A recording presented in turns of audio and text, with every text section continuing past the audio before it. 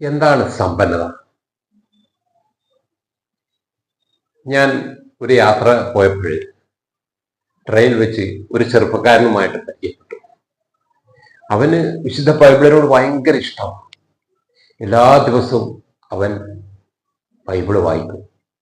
രാവിലെ അവൻ്റെ ജോലി സ്ഥലത്തേക്ക് പോകുമ്പോൾ അവൻ ഒരു വചനം വായിച്ച് പ്രാർത്ഥിച്ചിട്ടാണ് വീട്ടിൽ നിന്ന് മടങ്ങുക.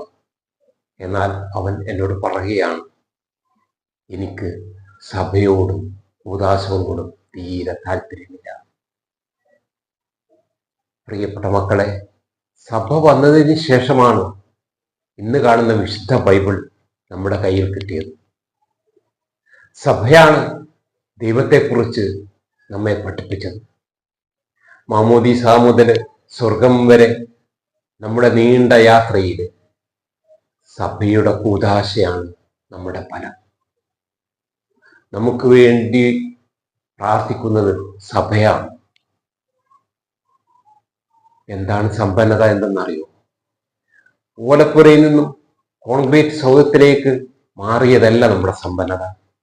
കാളവണ്ടിയിൽ നിന്നും കൂടി വിലയുള്ള കാറിൽ യാത്ര ചെയ്യുന്നതല്ല നമ്മുടെ സമ്പന്നത.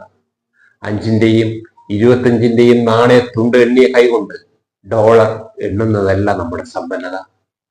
ഇതൊക്കെയാണ് സമ്പന്നതയെങ്കിൽ നമ്മുടെ ഭവനത്തിൽ, നമ്മുടെ കുടുംബത്തിൽ ഒരു പ്രശ്നം ഉണ്ടാകില്ലായിരുന്നല്ലോ.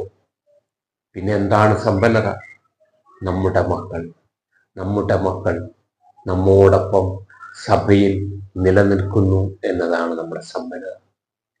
നമ്മുടെ മക്കൾ സഭയിൽ ഉണ്ടോ എന്നതാണ് നമ്മുടെ സമ്പന്നത. സ്തുതിയായിരിക്കട്ടെ.